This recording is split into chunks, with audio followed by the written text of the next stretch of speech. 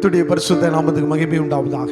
ஏலோகிம் விடுதலை வார்த்தை என்ற நிகழ்ச்சி மூலமாக உங்கள் யாவரையும் நான் சந்திப்பில் பெரிய மகிழ்ச்சி அடைகிறேன். இந்த காலை நேரத்தில் உன்னதமான ஆண்டவரை எல்லாரும் சேர்ந்து உயர்த்தி நம்ம பாடப்போகிறோம். என்னை நடத்திடும் தேவன் என்னோடு இருக்க எனக்கு பயமே எனக்கு இல்லை என்று சொல்லி எல்லாம் ரெண்டு கைகளை தட்டி உள்ளத்தின் ஆழத்திலிருந்து நம்மளை நடத்துகிற கர்த்தரை உயர்த்துவோம். அவர் பெரியவர். ஆமென். அவர் நம்ம கூட இருக்கிறனால கலக்க நமக்கு இல்லையே. என்னை நடத்திடும் தேவன் என்னோடு இருப்பதால் கமை எனக்கில்லையே. நான் நம்பிடும் தேவன் என் துருகமாயிருப்பார் கலக்கமே எனக்கில்லையே. என்னை நடத்திடும் தேவன் என்னோடு இருப்பார் பயமே எனக்கில்லையே. நான் நம்பிடும் தேவன் என் துருகமாயிருப்பார் கலக்கமே எனக்கில்லையே. ஓ பயமில்லை பயமில்லை பயமில்லையே, நம் சார்பில் கர்த்தருண்டு பயமில்லையே. ஓ பயமில்லை பயமில்லை பயமில்லையே, எனக்காக யுத்தம் செய்வார் பயமில்லையே. என்னை நடத்திடும் தேவன் என்னோடு இருக்க பயமே எனக்கில்லையே. நான் நம்பிடும் தேவன் என் துருகமாயிருப்பார் கலக்கமே எனக்கில்லையே. பாதைகள் எல்லாம் தடைகளா இருக்கிறதா? தாமதம் தான் பதிலாய் இருக்கிறதோ? ஆண்டவர் நம்மளை நேர்வழியாய் நடத்துவாரு. அவர் நேர்த்தியாய் நடத்துவார். போகிற வழிகள் எல்லாம் கூட இருந்து ஆசீர்வதித்து அவர் பாதுகாத்து நடத்துவாரே. அவர் நம்மளை நடத்துகிறவர். அவர் நித்தமும் நடத்துவார். ஆத்துமாவை திருப்தியாக்குவாரே. ஆமென் சொல்லுவோம்.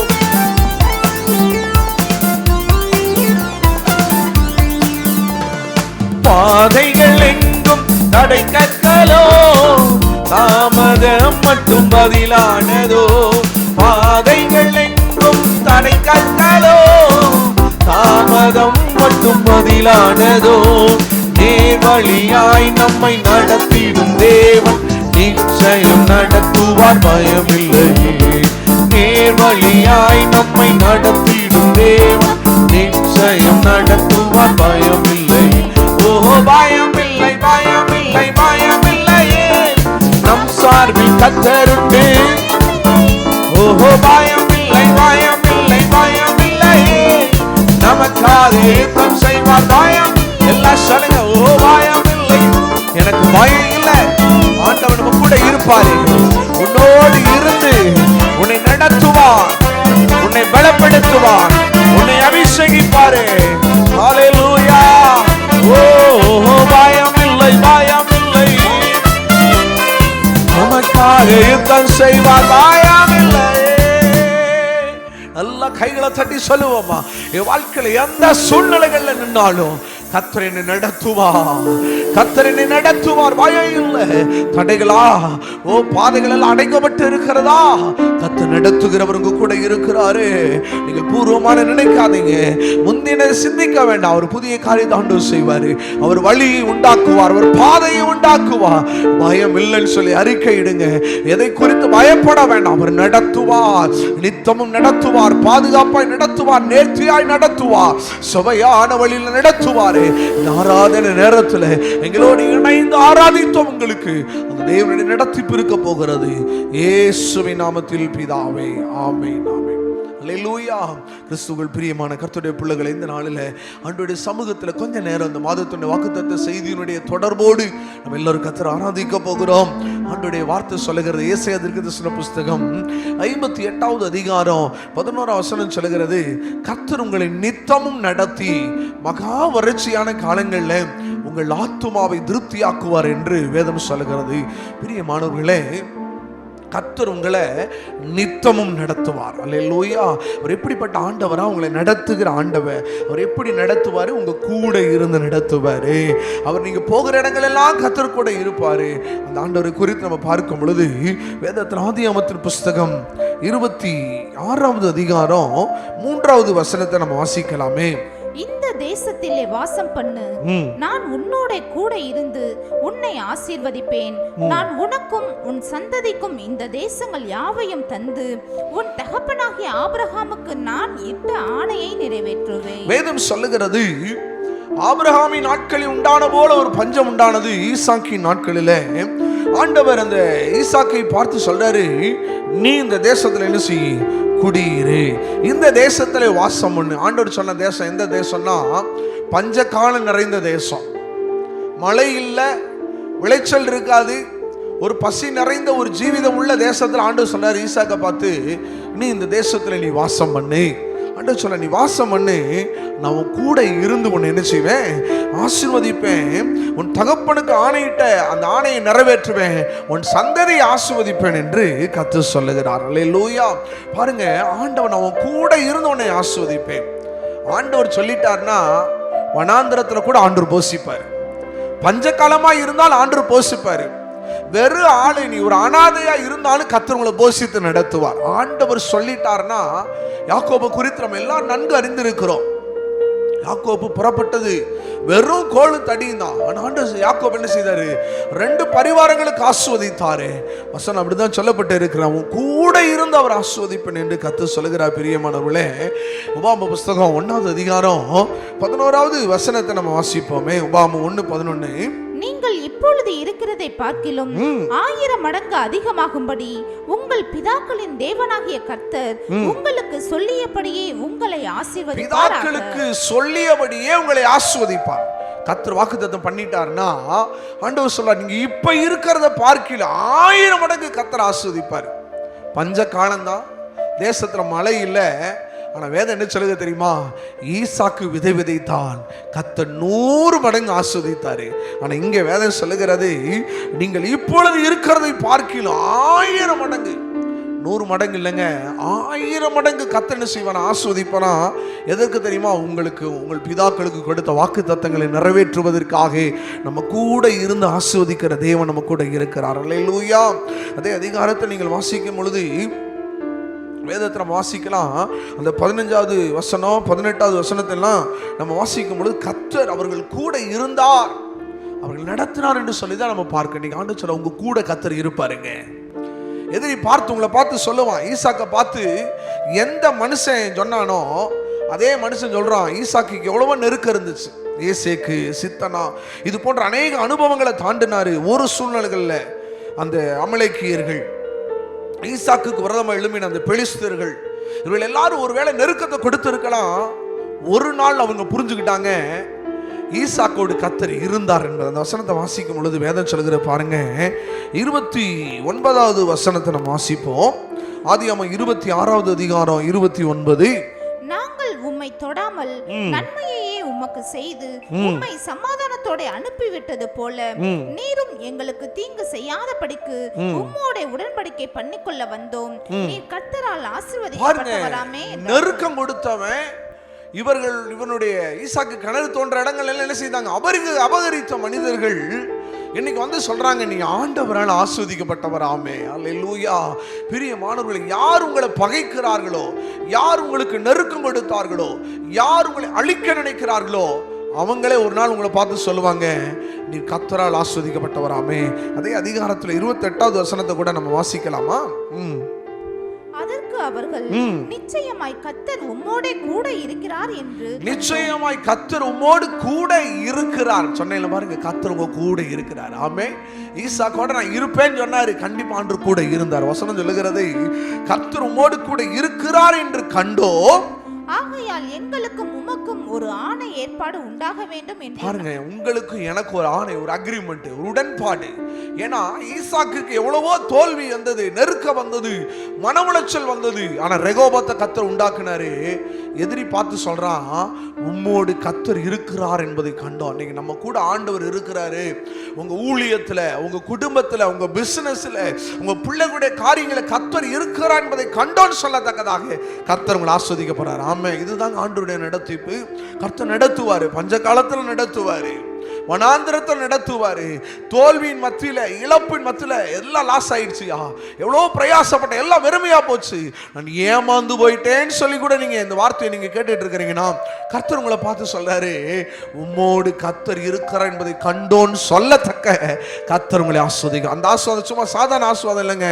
உங்களை பார்த்து சொல்லுவாங்க, உனக்கு எவ்வளவோ நாங்க கெடுதல் செஞ்சோம், உன்னை அழிக்க நினைச்சோம், உன் தொழிலை முடக்க நினைச்சோம், உன் பிள்ளைகளுடைய எதிர்காலத்தை சூனியமாக்க நினைச்சோம், எதுவுமே பழிக்கல, எதுவுமே நடக்கல, உம்மோடு கர்த்தர் இருக்கிறார் என்பதை கண்டோன்னு சொல்லத்தக்கதா கர்த்தர் உங்களை ஆஸ்வதிப்பார். எத்தனை பேர் ஆமென் சொல்றீங்க? எதிரி பார்த்து சொல்லுவா, நீ கர்த்தரால் ஆஸ்வதிக்கப்பட்டவர். ஆமென், அல்லேலூயா. அதான் வசனம், கர்த்தரின் ஆசீர்வாதமே. எவ்வளவோ தகப்பன் சொத்துக்களை வச்சு ஆள்றவங்க எத்தனையோ பேர் இருக்கிறாங்க.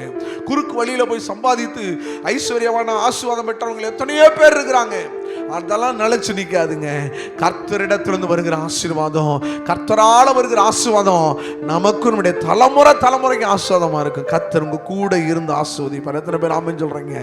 ஹல்லேலூயா. இரண்டாவது நம்ம பார்க்கிறோம், ஆதியாகமத்தின் புஸ்தகம் 28வது அதிகாரத்துக்கு நேராக வேதத்தை திருப்பி கொண்டு 15வது வசனத்தை நாம் வாசிக்கலாம். நான் உன்னோட இருந்து நீ போகிற இடத்திலெல்லாம் உன்னை காத்து. நான் முன்னோடு இருந்து நீ போகிற இடமெல்லாம். இப்ப எங்க ஆண்டவர் இப்ப உன் கூட இருந்து நடத்துவேன்னு சொன்னார்ல, இப்ப ஆண்டவர் சொல்றாரு, நான் உன் கூட இருந்து ஆசீர்வதிப்பேன்னு சொல்றாரு. இப்போ இங்க ஆண்டவர் சொல்றாரு, இந்த யாக்கோபை பார்த்து என்ன சொல்றாருன்னா, நீ போகிற இடமெல்லாம் உன்னை காத்து இந்த தேசத்துக்கு உன்னை திரும்பி வர பண்ணுவேன். இந்த தேசத்துக்கு உன்னை என்ன செய்ய பண்ணுவேன்? திரும்பி. நீ போகிற இடமெல்லாம் கர்த்தர் உங்க கூட இருந்து காப்பாருங்க. நீங்க எங்கெல்லாம் போறீங்களோ அங்க ஆண்டவர் உங்க கூட வருவாரு. யாக்கோபுக்கு ஆண்டவர் பண்ண உடன்படிக்கை என்ன தெரியுமாங்க? எல்லாத்தையும் விட்டுட்டு வந்துட்டான். அவன் மேல இருந்தது ஒன்னே ஒண்ணு, தகப்பனுடைய ஆசீர்வாதம் மாத்திரம் தான். அவங்க அப்பா அவனை ஆசீர்வதிச்சார். அவங்க அப்பாட்ட இருந்து அவர் எதையுமே இடப்பத்திரமோ சொத்து பத்திரமோ நகையோ பணமோ பொண்ணோ பொருளோ எதையும் எடுத்து வரல. அவன் கையில இருந்து கொண்டு வந்து என்ன தெரியுமாங்க? வெறும் கோலும் தடியும் தான் கொண்டு வந்தாரு. எல்லாரும் நல்லா தெரியும் இந்த சம்பவம். ஆனா இந்த யாக்கோப்பு ஒரு இடத்துல தலை சாய்த்து அவர் தூங்குறாரு. தூதன் ஏறுகிறது இறங்குறது இந்த இடத்துல அவன் பார்க்கிறான். அவன் கர்த்தருடைய அந்த வல்லமையை அந்த இடத்துல உணர்றான், பிரசன்னத்தை உணர்றான். பெத்தேல் என்று சொல்லி அந்த இடத்துக்கு ஒரு பெயர் வைக்கிறான். அந்த இடத்துல தான் கர்த்தர் யாக்கோபோடு பேசுறாரு. என்ன பேசுறாரு தெரியுமா? நீ போகிற இடமெல்லாம் நான் உன் கூட இருப்பேன். ஒரு ஆமென் சொல்லுங்களேன். நம்ம எங்கெல்லாம் போறோமோ கர்த்தர் நம்ம கூட இருப்பா, கூட இருந்து நடத்துகிறவர். ஒரு ஆமென் எல்லாம் சொல்லுவாங்க, நீ இப்போ இந்த தொழிலை செய்யி, நான் உனக்கு கொஞ்சம் சப்போர்ட் பண்றேன்னு சொல்லுவாங்க. தொடங்குவாங்க, பாதியில விட்டுட்டு போயிடுவாங்க. இல்லை நமக்கு ஒரு கஷ்டம் வந்துருச்சுன்னா அந்த சொந்தங்கள் நம்மளை விட்டுட்டு போயிடும், நண்பர்கள் விட்டுட்டு போயிடுவாங்க.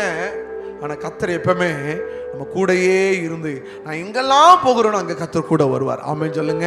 நீங்கள் வனாந்தரத்துக்கு போனாலும் கர்த்தர் உங்க கூட இருப்பார், கடலுக்கு நடுவில் போனாலும் கர்த்தர் உங்க கூட இருப்பார், நீங்கள் எந்த இடத்துல நின்னாலும் அந்த இடத்துல கர்த்தர் உங்க கூட இருந்து கர்த்தர் உங்களை ஆசீர்வதிப்பார். அல்லேலூயா. சங்கீதம் 121வது சங்கீதத்தில் வாசிக்கலாமா? 3வது வசனத்தை ஒரு வாசிப்போம். காலை தள்ளாட விட்டார், உன் காலை அவர் தள்ளாட விட்டார், உன்னை காக்கிறவர் உறங்கா. இதோ இஸ்ரவேலை காக்கிறவர் உறங்குவதும் இல்லை தூங்குகிறதும் இல்லை. கர்த்தர் உன்னை காக்கிறவர், கர்த்தர் உன்னை காக்கிறவர், கர்த்தர் உன் வலது பக்கத்திலே உனக்கு நிழலாய் இருக்கிறார். உன் கூட போகிற இடமெல்லாம் நான் உன் கூட வருவேன்னு சொன்னாரே, ஆண்டவர் வருவாராங்க. ஆமா, நிச்சயமா ஆண்டவர் உங்க கூட வருவாரு. அவர் என்ன சொல்றாருன்னா, நான் கூட இருந்து உன்னை காப்பேன், நான் உறங்குவதும் இல்லை தூங்குகிறதும் இல்லைன்னு சொன்ன ஆண்டவர் சொல்றாரு, கர்த்தர் உன்னை காக்கிறவன் வலது பக்கத்துல உனக்கு நிழலை போல கூட வர்றாரா. ஆமென் சொல்லுங்க. சொல்றாரு, போகிற இடமெல்லாம் வருவேன்னு சொன்னாரு. சொன்ன மனுஷன் வரமாட்டாங்க. ஆனால் நம்ம நிழல் நம்மளை விட்டு என்னைக்கு என்ன செய்யாது, நம்மளை விட்டு போகுமா? போகவே போகாது. என் நிழல் என் கூட தான் இருக்கும். அது போலதான் வாக்குத்தத்தம் பண்ணின தேவன் நிழலை போல உங்க கூட வருவார். அல்லேலூயா. நீ போகிற இடமெல்லாம் கர்த்தர் சொல்ற, உன் வலது பக்கத்துல உனக்கு நிழலாய் இருக்கிறார். பகலிலே ஈலாகிலும் இரவிலே நிலவாகிலும் உன்னை சேதப்படுத்தாது. எதுவும் உன்னை சேதப்படுத்தாது. பகலா இரவா எந்த சூழ்நிலை சேதப்படுத்தாது. கர்த்தர் உன்னை எல்லா தீங்குக்கும் விலக்கி காப்பார். பாருங்க, ஆண்டவர் உன்னை எல்லா தீங்குக்கும் விலக்கி காப்பார். உன் ஆத்துமாவை காப்பார், உன் போக்கையும் வரத்தையும் இது முதல் கொண்டு என்றென்றைக்கும் ஆண்டவர் உங்களை நடத்துவாருங்க. கலங்காதீங்க. நீ போகிற காரியத்துல கூட இருப்பாரு, நீங்க வர்ற காரியத்துல கர்த்தர் கூட இருப்பாரு. யாக்கோபோட கர்த்தர் போகும் பொழுது கூட இருந்தாரு, திரும்பி வரும் பொழுது கர்த்தர் கூட இருந்தார். ஒரு ஆமென் சொல்லுங்க பார்க்கலாம். அவர் எப்படிப்பட்ட ஆண்டவரா? அவர் போகும் பொழுது கூட இருக்கிறவ, வரும் பொழுது கூட இருக்கிற ஆண்டவர் உங்க கூட இருக்கிறாரே. உங்களோடு போகிற தேவன் மாத்திரமல்ல, உங்க கூட இருக்கிற ஆண்டவ. இந்த நாளில் ஆண்டவர்கிட்ட சமூகத்துல யாக்கோபோட இருந்து நடத்துகிறீரே, ஈசாக்கோட இருந்து நடத்தினீரே, எங்களை நடத்துங்கப்பா அன்று சொன்னாரு. நீ போய் நீ திரும்பி வர்ற வரைக்கும் நான் உன் கூட இருப்பேன் அன்று சொன்னாரு. அல்லேலூயா. இந்த இடத்தை நீ பலிபீடத்தை கட்டி கர்த்தரை மகிமைப்படுத்து. பெத்தேல், ஏல் பெத்தேல் என்று சொல்லி யாக்கோபு கர்த்தருக்கு ஏல் ஏலோகே என்று சொல்லி பலிபீடத்தை கட்டி மகிமைப்படுத்தினாரே. ஒருவேளை நடத்துகிற ஆண்டவர் யாக்கோபை ஈசாக்கை நடத்தினது போல கர்த்தர் உங்களை நடத்துவார். அல்லேலூயா. எல்லாரும் ருசியாய் கண்களை மூடி ஜெபிப்போமா. அல்லேலூயா. என்னை நடத்திடும் தேவன் என்னோடு இருக்க பயமே என நீங்கள் நடத்துகிறவ, எங்க கூட இருந்து நடத்துகிறவ, ஆபத்து காலத்தில் நடத்துகிறவ, தனிமையான நேரம் ஆண்டவரே, ஆபத்து நிறைந்த நேரம், வனாந்திரம் பஞ்ச காலத்தில் நடத்துகிறவ, இந்த வார்த்தையை கேட்டுக்கொண்டிருக்கிறேன் அன்பு தேவ ஜனமே. இந்த நாள் நிகழ்ச்சியை பார்க்கிற ஒவ்வொருவருக்கும் அந்த தேவனுடைய நடத்திப்பு இவர்களுக்குள்ள இருக்கட்டும். அப்பா, கர்த்தர் என்னை நடத்தினா, எல்லாரும் என்னை கைவிட்டாங்க, கர்த்தர் என்னை நடத்தினா, எந்த சூழ்நிலை எனக்கு சாதகமா இல்லை, கர்த்தர் என்னை நடத்தினா, என் சரீரம் எனக்கு ஒத்துழைக்கல, என் சரீரம் பலவீனப்பட்டு இருக்கிறது, கர்த்தர் என்னை நடத்தினார், என் வாழ்விலே குறைவு இருக்கிறது, நெருக்கம் இருக்கிறது, தரித்திரம் இருக்கிறது, ஆனால் கர்த்தர் என்னை நடத்தினார் என்று சொல்லத்தக்கதாக ஒவ்வொருவரும் இந்த நிகழ்ச்சியை பார்த்து கொண்டிருக்கிற ஒவ்வொருவரும் தேவனுடைய நடத்திப்பை பார்ப்பார்களாக. தோல்வி பயத்தோடு, தற்கொலையோடு, அநேக மரண போராட்டத்தோடு, இருள் நிறைந்த வாழ்க்கையோடு வாழ்ந்து கொண்டிருக்கிற ஒவ்வொருவருக்கும் இந்த நாளிலே கர்த்தர் ஒரு விடுதலை கட்டளையிடுவீராக. இயேசு கூட இருந்து நடத்துங்கய்யா. நல்ல மெய்ப்பனாய் இருந்து நடத்துவீராக. நல்ல தகப்பனாய் தாயாய் இருந்து நடத்துவீராக. இந்த நிகழ்ச்சியை பார்க்கிற உங்களுக்கு கர்த்தருடைய நடத்திப்பு உங்க கூட இருக்கும். இந்த 7வது மாதம் கர்த்தர் உங்களை நடத்துவா, அதிசயமாய் நடத்துவா, ஆச்சரியமாய் நடத்துவா, செம்மையான வழியிலே நடத்துவா, கிருபையாய் நடத்துவா, தூக்கி ஏந்தி சுமந்து தப்புவித்து நடத்துவார். அப்படியே நடத்த போறீங்க. நாங்கள் உமக்கு நன்றி சொல்லுகிறோம் ஐயா. தேவன் தந்த நல்ல விடுதலைகளுக்காக, தேவனுடைய நடத்திப்புக்காக நாங்கள் நன்றி சொல்லுகிறோம். இயேசுவின் நாமத்தில் பிதாவே, ஆமென், ஆமென், ஆமென். God bless you. கர்த்தர் ஒவ்வொருவரையும் ஆசீர்வதிப்பாராக. ஆமென்.